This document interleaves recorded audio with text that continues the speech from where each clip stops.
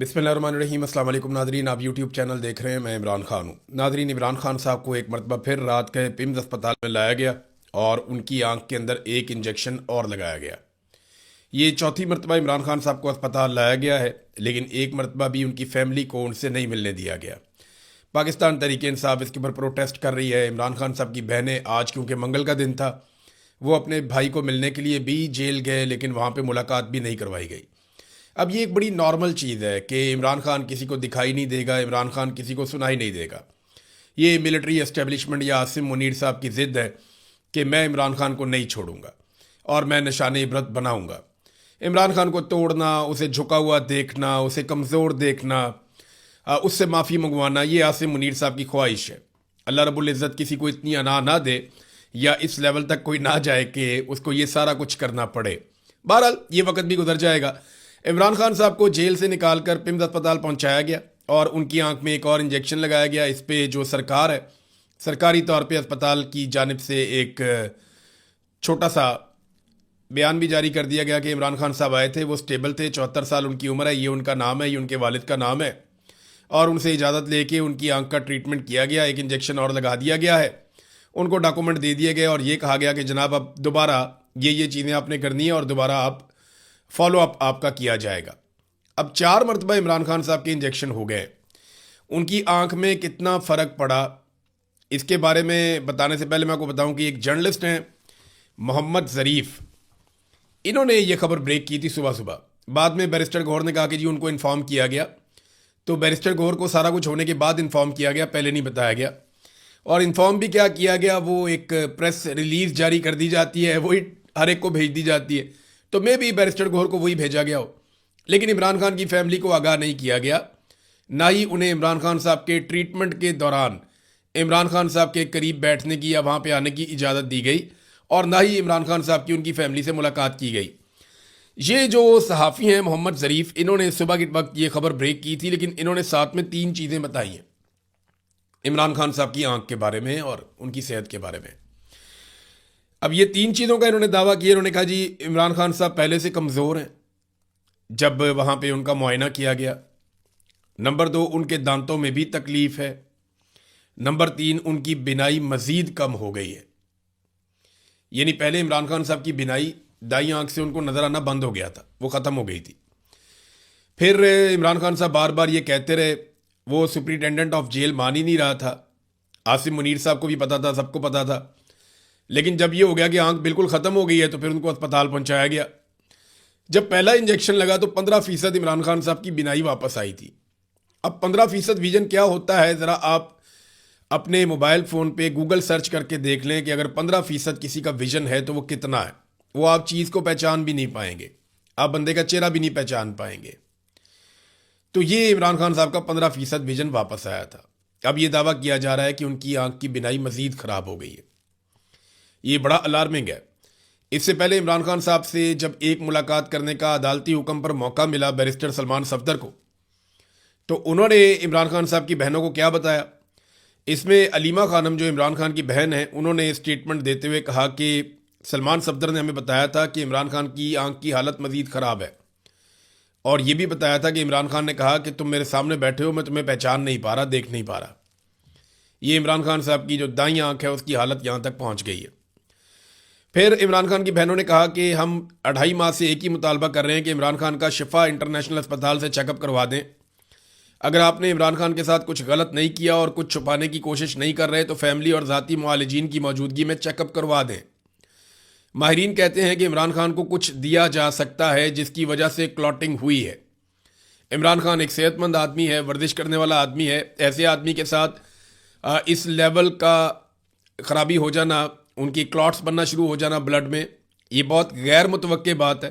तो माहिरीन ये कहते हैं कि उन्हें कुछ ना कुछ ऐसा दिया जा रहा है। देखिए, आंख का मसला इमरान खान साहब को हुआ, बुशरा बीबी की आंख की सर्जरी हुई। अब सनम जावेद सेम चीज़ के ऊपर, सनम जावेद पे बहुत गुस्सा है, पाकिस्तान की एस्टेब्लिशमेंट को बहुत गुस्सा है, मैं जानता हूँ। और जिस तरह अहकाम दिए गए थे कि हर हाल में सनम जावेद चाहिए, जो मर्जी कर लो उसको पकड़ के लाना है। फिर अली अमीन की हुकूमत थी वहाँ पे खैबर पख्तूनख्वा में, सनम जावेद वहाँ से बाहर निकलती हैं और फिर उसके बाद उनकी मुखबरी होती है और वो वहाँ से उनको अगवा कर लिया जाता है और अगवा करके उनको पहुँचा दिया जाता है लाहौर में किसी को कानों कान खबर भी नहीं होती। तो ये सनम जावेद के साथ हुआ, तो उस पर भी बहुत गुस्सा है। उसकी भी एक आंख जो है वो रिपोर्ट हो रही है कि वो ठीक नहीं है। यास्मीन राशिद साहिबा ने रिपोर्ट किया, बताया, उन्होंने कहा जी हमने कहा डॉक्टर से चेक करवाया, उन्होंने कहा डॉक्टर बुध को आएगा, फिर बताया कि डॉक्टर 2 हफ्ते के बाद आएगा, तो 2 हफ्ते के बाद सनम जावेद की आंख चेक करवाएंगे। यानी उनका भी एक ऐसा नुकसान हो रहा है, पता नहीं वो रिकवर होगा या नहीं होगा। बहरहाल ये चीज़ें अब नॉर्मल हो चुकी हैं। उनकी बहनों को भी नहीं मिलने दिया जा रहा। वो बेचारी दोबारा से मंगल का दिन था, मुलाकात के लिए पहुंची, क्योंकि यहाँ पे आसिम मुनीर साहब का ऑर्डर है और एक जिद है निज़ाम की कि नहीं मिलने देना, तो नहीं मिलने दिया गया। और पाकिस्तान तहरीक इंसाफ कहाँ खड़ी है, पता नहीं कहाँ खड़ी थी। वहाँ पे तो इमरान खान की बहनें अकेली खड़ी थी, चंद लोग थे उनके साथ। यानी अडियाला के बाहर जो तादाद है लोगों की वो कम होती जा रही है। इमरान खान की कैद तन्हाई, इमरान खान का बेगुनाह जेल में होना, इमरान खान के ऊपर जाली मुकदमात, इमरान खान को कैद तन्हाई में रखना और किसी से ना मिलने देना, फिर उनकी आंख का ख़राब हो जाना, फिर उनको इलाज के लिए छुपा के रात के अंधेरे में बाहर लेकर आना, ये सारी चीज़ों को मौजूदा निज़ाम ने इतना नॉर्मलाइज नहीं किया जितनी सहूलतकारी पाकिस्तान तहरीक इंसाफ ने कर दी है। पाकिस्तान तहरीक इंसाफ इन चीज़ों को इतना नॉर्मल ले रही है, इतना नॉर्मल ले रही है जैसे कोई बहुत रूटीन की बात है, मसला ही कोई नहीं है।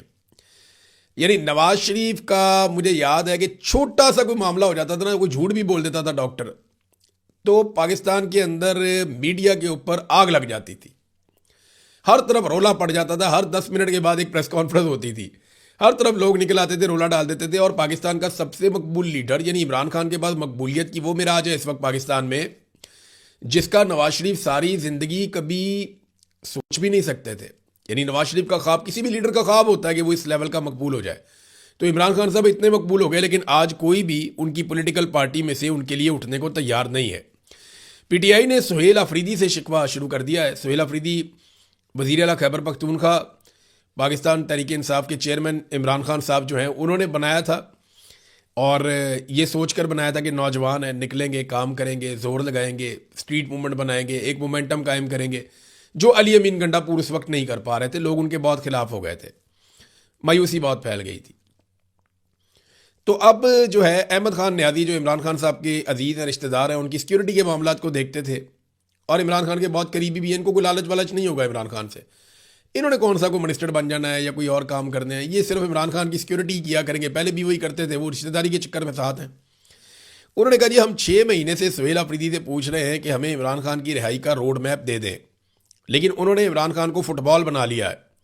सुहेल अफरीदी अचकजई के पास भेज देता है, अचकजई जुनेद अकबर के पास भेज देता है, और वो बैरिस्टर घोर के पास भेज देता है। अब मर्दान में उन्होंने फुटबॉल को उठाकर अडियाला जेल भेज दिया है कि जब तक इमरान खान कोई लाया अमल नहीं देते हम कुछ नहीं करेंगे। इमरान खान ने कहाँ लाया अमल देना है? इमरान खान की बहन ने पहले कहा था कि इमरान खान कभी ये नहीं कहेगा कि सारी कौम मेरे लिए या मेरी रिहाई के लिए बाहर निकल आए। ये तो फैसला आपको खुद करना है कि आपको इमरान खान चाहिए या नहीं चाहिए। दूसरा, अडियाला में इमरान खान साहब से मुलाकात होगी, कोई बातचीत करेगा तो इमरान खान साहब को कोई पैगाम बाहर आएगा ना, ऐसे तो नहीं हो सकता। बाड़ा में नाजरीन जब ड्रोन हमला हुआ और उसके नतीजे में वहाँ पे नुकसान हो गया तो लोग एहतजाज कर रहे थे। अब लोग एहतजाज कर रहे थे, मुजाहिरीन पर पुलिस ने फायरिंग कर दी। अब ये खैबर पख्तूनख्वा है, अगर देखें पंजाब में जो पुलिस करती है या सिंध में या बलूचिस्तान में जो पुलिस करती है उसकी ज़िम्मेदार अगर वहाँ की सूबाई हुकूमतें हैं, तो फिर खैबर पख्तूनख्वा में जो कुछ पुलिस करती है उसकी ज़िम्मेदार खैबर पख्तूनख्वा की हुकूमत है। एक तो ड्रोन हमला होता है जिसके बारे में इमरान खान ने मना किया है, दूसरा ड्रोन हमले का मुकदमा दर्ज नहीं होता जो इमरान खान साहब का हुक्म है, तीसरा जो लोग मुजाहरा करने निकलते हैं उनको पुलिस ही गोलियां चला देती है। तो कहाँ है खैबर पख्तूनख्वा की हुकूमत और वो क्यों अजीबोगरीब काम कर रही है? यानी खैबर पख्तूनख्वा की हुकूमत ने हाल ही में उन अफसरान को नवाजा है और ज़बरदस्त किस्म के ओहदे उनको दिए हैं जिन अफसरान ने पाकिस्तान तहरीक इंसाफ के ऊपर मिलिट्री एस्टेब्लिशमेंट के साथ मिलकर जुल्म और जबर के पहाड़ तोड़े थे, जिन्होंने मुकदमा दर्ज किए, जिन्होंने इलेक्शन चोरी किए, जिन्होंने छापे मारे, गिरफ्तारियां की। उन अफसरान को हाल ही में बहुत नवाजा जा रहा है पाकिस्तान तहरीक इंसाफ की खैबर पख्तूनख्वा हुकूमत की जानिब से। नंबर 1 तो ये बात आप ज़हन में रखें। नंबर 2, बिल्कुल एक खामोशी है, किसी किस्म की कोई एक्टिविटी नहीं। ये कहा गया कि हम नौजवानों की एक बहुत बड़ी तादाद इकट्ठी करेंगे इमरान खान की रिहाई के लिए, वो मामला भी जो है वो कहीं गायब हो गया, समझ ही नहीं आई वो किधर गए नौजवान सारे। तो सुहेल अफरीदी ने इस मामले का नोटिस तो लिया है, लेकिन उन्हें बताना चाहिए कि क्या सूबाई इदारे उनसे ताउन कर रहे हैं या नहीं कर रहे, पुलिस उनकी बात मान रही है या नहीं मान रही। क्योंकि अली अमीन गंडापुर ने भी अपनी गलतियों का आगाज़ इसी बात से किया था कि ब्यूरोक्रेसी उनकी बात नहीं सुनती थी और वो ये साबित करने की कोशिश करते थे कि सब कुछ मेरे कंट्रोल में है। यानी वो सच नहीं बोल रहे थे, सच से भाग रहे थे। अब सुहेल अफरीदी साहब के साथ अगर ये मामला है और वो नहीं कंट्रोल कर पा रहे, ब्यूरोक्रेसी को, पुलिस उनकी बात नहीं सुन रही, तो उन्हें खुलकर बताना चाहिए कि ये कहीं और से कंट्रोल हो रहे हैं। हमारे पास जो सूबाई खुद मुख्तारी है उसके ऊपर हमला किया जा रहा है, ये बात उन्हें बतानी चाहिए। तो पीपल्स पार्टी माजी में बताती रही है, तो इनको बताने में क्या प्रॉब्लम है। नाज़रीन, एस्टेब्लिशमेंट ने इस्लामाबाद में 3 शानदार जजेस से जान छुड़वा ली है बिलाखिर। लेकिन जिन जजेस ने खत लिखा था उन सबको निशाने इबरत तो बनाना था। तो कुछ जजेस चले गए, कुछ जजेस रह गए। एक आधे को किसी को सुप्रीम कोर्ट में भेज दिया, किसी को इधर कर दिया, किसी को उधर कर दिया। तो करते कराते जिन जजेस से प्रॉब्लम था उनमें से 2 के नाम तो चले वापस ले लिए गए। 3 जजेस खत लिखने वाले उन्हें ट्रांसफ़र कर दिया गया है। मोहसिन अख्तर कियानी को लाहौर भिजवा दिया गया, जस्टिस मोहसिन अख्तर कियानी शानदार जज है। जस्टिस बाबर सत्तार, इन्हें पेशावर भिजवा दिया गया। जस्टिस सिमन रिफत इम्तियाज़, इन्हें जो है सिंध में ट्रांसफ़र कर दिया गया है, सिंध हाई कोर्ट चली गई है। ये मिलिट्री एस्टेब्लिशमेंट ने जान छुड़ा ली उन जजेस से जो इस्लामाबाद के अंदर इंसाफ की बात करते थे। लेकिन ये जजेस एक बात याद रखें, आपने कंप्रोमाइज़ नहीं किया, आपको सलाम है। पूरा पाकिस्तान आपको सलाम करता है। आपका नाम तारीख में सुनहरे रूप में लिखा जाएगा। जुडिशरी को जब भी हम याद करेंगे आपके नाम को अच्छा समझेंगे, आपके बारे में मुस्बत बात की जाएगी। पता नहीं आप कितना अरसा और इस नौकरी के ऊपर रहेंगे, आप कंटिन्यू कर पाएंगे नहीं कर पाएंगे। हो सकता है कभी आपके दौर में अच्छा वक्त आ जाए, हो सकता है कि ये इसी तरह चलता रहे और अदालत मजीद गिरावट का शिकार होती रहे। लेकिन आपने अपने हिस्से का काम किया क्योंकि आपने कंप्रोमाइज़ नहीं किया। मैं जानता हूँ जजेस के सामने कंप्रोमाइज़ करने के लिए बहुत सारी चीज़ें रखी गई, बार बार रखी गई। लेकिन ये वो जजेस हैं जो सितारों की मानंद हैं। ये वो जजेस हैं, नए जजेस को इनसे सीखना चाहिए, इनको फॉलो करना चाहिए कि अगर आप ना झुके तो आपको कोई झुका नहीं सकता। अगर आप कानून और आइन के मुताबिक खड़े हो जाएं तो आपको कोई शिकस्त नहीं दे सकता। ये जजेस हारे नहीं हैं, धकेल दिए गए हैं क्योंकि इन्होंने हार नहीं मानी। तो शानदार जजेस हैं, सलाम है इनकी एफर्ट को। और जो कुछ इस हुकूमत ने किया वो तो इनको करना ही था। नाज़रीन, PIA जो है वो पूरी की पूरी बिक गई है। अब वो एक निजी कंपनी है, इसका पाकिस्तान की रियासत से कोई ताल्लुक़ नहीं है। हमारी रियासत का इसके ऊपर से मुकम्मल कंट्रोल ख़त्म हो गया है। जो 25% बाकी रह गई थी उसके लिए भी 45 अरब रुपए की बैंक गारंटी जमा करवा दी गई है। यूं औने पौने पाकिस्तान के एक बड़े असासे को बेच दिया गया और फौजी फाउंडेशन इसमें एक बहुत बड़ा शराकतदार है। आरिफ हबीब एक शराकतदार है, 1-2 और लोग भी हैं। लेकिन असल में तो आपको पता है ना मामला क्या है, किसने किसको नवाजा और कैसे नवाजा, ये हम सब जानते हैं। तो एक शानदार एयरलाइन जिसके रूट्स की कीमत इससे ज़्यादा होनी चाहिए थी, जिसके तैयारों की कीमत इससे बहुत ज़्यादा है, जिसके स्पेयर पार्ट जो पड़े हुए हैं वो भी उस मालियत से ज़्यादा के हैं जितने पैसों में इसको बेच दिया गया था। तो औने पौने पाकिस्तान की एक शानदार एयरलाइन, पहले उसको तबाह किया गया, बर्बाद किया गया और फिर उसको औने पौने ऐसे बेचा गया कि जो उसकी असल कीमत है उसका भी चंद फीसद भी वसूल नहीं किया गया। तो ये पाकिस्तान के इदारों को इस तरीके से तबाह किया जाता है और बेच दिया जाता है। आदाद शुमार के मुताबिक खित्ते की जो सबसे महंगी तरीन बिजली है वो पाकिस्तानी खरीद रहे हैं। हमारा मुकाबला भारत के साथ होता है ना नॉर्मली, तो भारत में तो कई इलाकों में या कई जो भारत की रियासतें हैं, जो एरियाज़ हैं, जैसे कि दिल्ली है, यहाँ पे 200 यूनिट तक तो वो बिल ही नहीं लेते। यानी अगर कोई 200 यूनिट तक की बिजली इस्तेमाल करता है उससे बिल लेते ही नहीं है। और भारतीय लोगों की आमदन पाकिस्तान के लोगों की आमदन से बेहतर है। यानी वहाँ जो लोगों के कमाई है, सालाना कमाई एवरेज, वो पाकिस्तानियों से ज़्यादा है। हालांकि उनकी आबादी बहुत बड़ी है लेकिन इसके बावजूद वो पाकिस्तानियों से सस्ती बिजली लेते हैं। वहाँ जो घरेलू सार्फिन हैं उनको बिजली बहुत कम कीमत में मिल रही है, जबकि पाकिस्तान में बहुत ज़्यादा कीमत में मिल रही है। लोड शेडिंग जैसे पाकिस्तान में हो रही है वैसे तो भारत में भी नहीं हो रही है। और भारत के अंदर इस वक्त कोई बहुत बड़ा बहरान भी नहीं है। हालांकि पाकिस्तान के ईरान से भी ताल्लुकात हैं, अमेरिका से भी ताल्लुकात हैं। पाकिस्तान की बंदरगाहों के ऊपर पाकिस्तानी वज़रा के मुताबिक गैस और पेट्रोल के जो टैंकर्स हैं ना, उनकी मंडी लगी हुई है। हमारे अपने वज़ीर ने कहा कि लाइनें लगी हुई हैं जनाब यहाँ पे गैस की और पेट्रोल की पाकिस्तानी बंदरगाह के ऊपर। लेकिन हमारे यहाँ लोड शेडिंग भी है, पेट्रोल भी महंगा है। इंडिया में ये सारा कुछ नहीं है। तो असल मसला जो है ना वो IPPs का है। इसके ऊपर एक अलग से वीडियो करूंगा, मैं बहुत सारी तफसीलात आपके सामने रखूंगा। इस पर मैं काम कर रहा हूँ कि किस तरीके से IPPs ने पाकिस्तानियों को नचोड़ दिया है। नाज़रीन, अब ज़रा बैन अवी खबरों पर आ जाएँ। ईरानी तजावीज़ जो ईरान ने दी हैं अमेरिका को कि इन चीज़ों को इस तरीके से हल कर लेते हैं, और ये कहा कि जो जौहरी मनसूबा है हमारा या जो एटमी हमारा प्लान है उसके ऊपर बाद में डिस्कस कर लेते हैं और इसको डिस्कशन में डाल देते हैं, आलमी इदारे भी साथ में आ जाएंगे। लेकिन आबने हुर्मुज़ को खोल देते हैं और अमेरिका भी नाकाबंदी ख़त्म कर दे। तो इस पर बड़ा ठंडा रद्दमल दिया है डोनाल्ड ट्रंप ने, कोई ख़ास इस पर तवज्जो दी नहीं। ईरानी तजावीज़ के ऊपर तवक्को की जा रही थी कि ट्रंप एक मुस्बत रद्दमल देगा और वो इसको खोलने की कोशिश करेगा, तो वो मुस्बत रद्दमल नहीं आया। अब ईरान ने पाकिस्तान के ज़रिए तजावीज़ पहुँचाई थी, लेकिन पाकिस्तान को अभी तक कोई ग्रीन सिग्नल अमेरिका की जानिब से नहीं मिला है। अच्छा, ईरान का मौक़िफ़ ये है कि अगर आपने करनी है ना बातचीत, तो यूरेनियम के ऊपर आप हमारा हक पहले तस्लीम करें और उसके बाद देखें अगर तामीरी मकासद के लिए कोई मनसूबाबंदी की जाती है, जौहरी तनसीबात लगाई जाती हैं, तो वो तो कबूल की जानी चाहिए। लेकिन ये एक लंबा प्रोसीजर है। फौरी तौर पे अगर कोई जंगबंदी करनी है, कोई मुज़ाकरात करने हैं, तो आपने हुर्मुज़ के ऊपर कर देते हैं। लेकिन अमेरिका ने बड़ा ठंडा रद्दमल दिया है। आज की इतला ये है कि बहुत सारे जहाज़ आपने हुर्मुज़ में से गुजरे हैं और एक रशियन जहाज़ जो बड़ा लग्जरी, बड़ा तगड़ा जहाज़ है, बहुत बड़ा, वो अमरीकी नाकाबंदी में से गुजर गया। उसको किसी ने छेड़ा भी नहीं, रोका भी नहीं। तो रूस की एक अहमियत और ताकत तो है। अमेरिका को ये आइडिया हो गया कि अगर ईरान ने उनके साथ ये किया है तो रशिया पता नहीं उनके साथ क्या करेगा। लेकिन एक दावा अमेरिका से अब सामने आ रहा है, वो ये है कि ईरान के अंदर पेट्रोल की किल्लत होने वाली है और ईरानियों को बहुत बड़ा मसला जो है उसका सामना करना पड़ेगा। दूसरी जानिब इसराइल तेज़ी से फ़ौजी भर्ती करने का मनसूबा बना रहा है और बड़ी तादाद में फ़ौजियों की भर्ती का आगाज़ करने जा रहा है, क्योंकि जो इसराइली फ़ौज का सरबराह है उसने कहा कि 2026 जो है वो हमारा लड़ाई का साल है और इस साल हमने बहुत लड़ाई लड़नी है और मुख्तलिफ महाज़ों पे इसराइल को लड़ना पड़ेगा। अब क्योंकि इसराइल ने बहुत सारी लड़ाई लड़नी है तो उन्हें ताज़ा फ़ौजी चाहिए और बड़ी तादाद में फ़ौजी चाहिए, तो वहाँ फ़ौजियों की अब भर्ती शुरू हो गई। अब इसमें वजह वो ये बताते हैं कि ज़्यादा एरियाज़ पे ज़्यादा लड़ाई करनी है तो ज़्यादा फ़ौजी चाहिए और कम शिफ्टों के अंदर फिर फ़ौजियों को काम करना पड़ेगा। इसराइली फ़ौज जो है वो दुनिया की उन फ़ौजों में से है जिसको बेहतरीन साजो सामान दिया गया है और यानी अब दुश्मन की फ़ौज भी हो ना तो आप ये नहीं कह सकते कि वो बिल्कुल ही फारग है। जो क्वालिटी दुश्मन की फ़ौज में उसको भी तस्लीम किया जाना चाहिए था। मुनज़्ज़म फ़ौज है, बेहतरीन हथियार है उनके पास, बहुत ज़बरदस्त ट्रेनिंग है इसराइली फ़ौज के पास और उनकी ये कैपेसिटी है, कैपेबिलिटी है कि वो बहुत भारी हमले कर सकते हैं। बहुत छोटा सा मुल्क है लेकिन उसके पीछे अमेरिका की बहुत बड़ी सपोर्ट भी है। ये उनकी एक पॉलिटिकल कामयाबी है।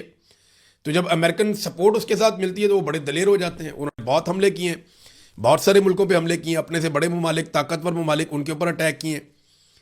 और ये भी एक हकीकत है, अगर आज अमेरिका पीछे हट जाए तो इसराइली फ़ौज जो है वो चंद दिन भी खड़ी नहीं रह सकती अपने ईरान के मुकाबले में या अरब ममालिक के मुकाबले में, वो नहीं खड़े रह पाएंगे। बहरहाल वो अपनी फ़ौजियों की तादाद बढ़ा रहे हैं और ऐसा लगता है कि उनके दिमाग में अभी भी लड़ाई चल रही है। डोनाल्ड ट्रंप को जो है वो आने वाले इलेक्शन में पहले से ही शिकस्त नज़र आना शुरू हो गई है। कैसे, ये ज़रा आप डोनाल्ड ट्रंप का स्टेटमेंट देखें। डोनाल्ड ट्रंप ने अपने ट्रुथ सोशल मीडिया पे जो स्टेटमेंट दिया है उसमें उन्होंने धांधली का रोना रोना शुरू कर दिया। हालांकि अभी तो कोई बात हुई नहीं, अभी तो मामला शुरू ही नहीं हुआ। तो डोनाल्ड ट्रंप को लगता है कि 2020 में उनके साथ धांधली हुई, तो इस वजह से अभी से उन्होंने रोला डाल दिया है और उन्हें ये नज़र आ रहा है कि जो मिड टर्म इलेक्शन है उनमें डोनाल्ड ट्रंप के साथ क्या होने जा रहा है। उन्होंने कहा America's election are rigged, stolen and laughing stock all over the world, कि अमेरिका के इलेक्शन धांधली हुई, चोरी किए गए और पूरी दुनिया में मजाक उड़ा। और पाकिस्तान में जिस फील्ड मार्शल को और वज़ीर आज़म को वो पसंद करते हैं वो तो पूरा का पूरा इलेक्शन ही चोरी करके आए हुए हैं। डोनाल्ड ट्रंप अपने लिए कुछ और पसंद करता है और दुनिया के लिए कुछ और पसंद करता है। ये मुनाफकत नहीं है तो और क्या है। डोनाल्ड ट्रंप को सोचना चाहिए कि जिनको वो पाकिस्तान में सपोर्ट कर रहा है वो तो 17 सीटों वाले हैं और फार्म 47 वाले हैं। उसने कहा जी कि हम या तो इसको ठीक करेंगे, ये बड़ी सख्त बात की। उसने कहा जी we are either going to fix them और we would not have a country anyway any longer, कि या तो हमारा मुल्क ही नहीं रहेगा या हम इसको ठीक करेंगे। मैं तमाम रिपब्लिकन्स को ये कह रहा हूं जो उसकी अपनी पार्टी है कि save America act, all voter must show voter ID, यानी जो भी वोटर आएगा वो वोटर आईडी अपनी शो करेगा और तमाम वोटर्स को अपनी सिटीजनशिप का प्रूफ देना पड़ेगा वोट देने के लिए। और जो मेल बैलेट्स हैं, यानी जो लोग वहाँ मौजूद नहीं होते वो मेल के ज़रिए अपना वोट डाल देते हैं, वो अब ख़त्म कर दिया जाए, सवाए ऐसे लोगों के जो माजूर हैं या ऐसे लोगों के जो फ़ौज में हैं या ऐसे लोगों के जो ट्रेवल कर रहे हैं। तो डोनाल्ड ट्रंप अब पहले से ही रोला डालना शुरू हो गए हैं कि धांधली धांधली धांधली, क्योंकि उन्हें नजर आ रहा है कि मिड टर्म इलेक्शन में डोनाल्ड ट्रंप के साथ क्या होना है, और डोनाल्ड ट्रंप ने खुद भी कहा है, थोड़ा अर्सा पहले कहा कि मिड टर्म इलेक्शन होने नहीं चाहिए, ये क्या मजाक है, ये क्यों होते हैं। फिर डोनाल्ड ट्रंप ने ये भी कहा कि अगर मिड टर्म इलेक्शन में मैं हार गया तो मुझे मुआखजे का सामना करना पड़ेगा, मुझे इम्पीच करेंगे। तो उनको अपना मुस्तकबिल नजर आ रहा है, डोनाल्ड ट्रंप को पता है कि उनके साथ क्या होने जा रहा है। अब पाकिस्तान की मिलिट्री एस्टेब्लिशमेंट को फौरी तौर पे फैसला करना है कि डोनाल्ड ट्रंप के जाने के बाद उन्होंने किसके साथ अपने ताल्लुकात पहले से बनाकर और बेहतर बनाकर रखने हैं। अब तक के लिए इतने ही, अपना ख्याल रखिएगा, अपने इस चैनल का भी। अल्लाह हाफ़िज़।